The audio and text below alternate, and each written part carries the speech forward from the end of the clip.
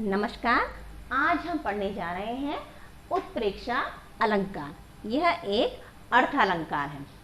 उत्प्रेक्षा, इस अलंकार में उपमेय में उपमान की संभावना व्यक्त की जाती है। इससे पहले हमने पढ़ा उपमा अलंकार, जिसमें उपमेय में और उपमान में समानता व्यक्त की जा रही थी। उसके बाद हमने पढ़ा रूपक, उसमें उपमेय में उपमान का अभेद आरोप, यानी दोनों को एक ही बता दिया गया। जबकि उत्प्रेक्षा अलंकार में उपमेय में उपमान की संभावना व्यक्त कर रही है। जैसे ऐसा लग रहा है मानो, इस तरह की संभावना व्यक्त की जा रही है, वहां पर होता है उत्प्रेक्षा अलंकार। इसके वाचक शब्द भी हैं जिनसे हम इसे आसानी से पहचान सकते हैं। जनु, जानो, मनु, मानो, जनहु, मनहु, ऐसे शब्द आएंगे जिसे हम पहचान सकेंगे कि ये उत्प्रेक्षा अलंकार है। उदाहरण से समझते हैं।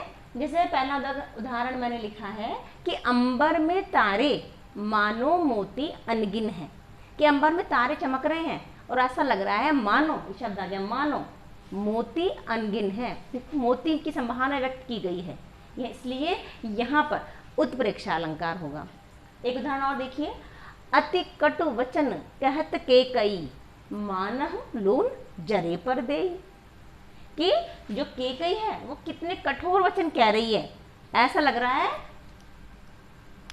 मानहु, मानो, लोन, नमक दे रही हो, जले पर नमक छिड़क रही हो, ऐसा लग रहा है। तो यहाँ संभावना व्यक्त कर रहे हैं मानहु, यहाँ पर मानो, तो यहाँ उत्प्रेक्षा अलंकार है।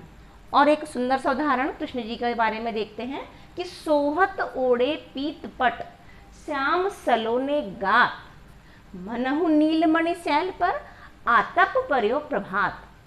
बहुत सुंदर वर्णन किया है, बिहारी जी का दोहा है। वो कहते हैं कि कृष्ण जी ने अपने सुंदर सलोने गात पर, सुंदर शरीर पर पीतांबर, पीले वस्त्र धारण कर रखे हैं।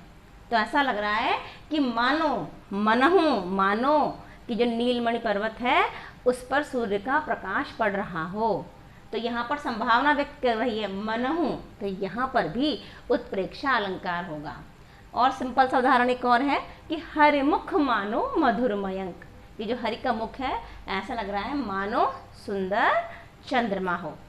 एक और उदाहरण हम देख सकते हैं कि बढ़त ताड़ को पेड़ यह मन चूमन आकाश, कि जो ताड़ का पेड़ है बढ़े जा रहा है, ऐसा लग रहा है मानो कि ये आकाश को चूमना चाहता है। तो यहाँ पर भी देखिए मनु आया, यहाँ पर मानो आया, तो यहाँ पर उत्प्रेक्षा अलंकार होगा। एक और उदाहरण हम देख सकते हैं कि उस वक्त मारे क्रोध के तनुकाप ने उनका लगा मानो हवा के जोर से सोता हुआ सागर जगा। अर्जुन के क्रोध का वर्णन है कि उस वक्त उनके क्रोध से तनु, शरीर ऐसा कांपने लगा, मानो ऐसा लगा जैसे कि हवा के जोर से जो सागर सो रहा है वो जग गया हो, तो मानो। तो यहाँ पर भी उत्प्रेक्षा अलंकार होगा।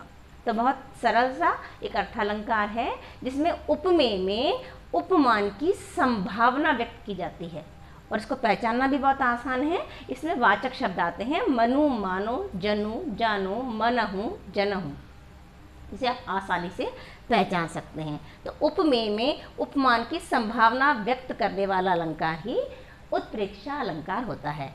आशा है आपको समझ में आया होगा। धन्यवाद।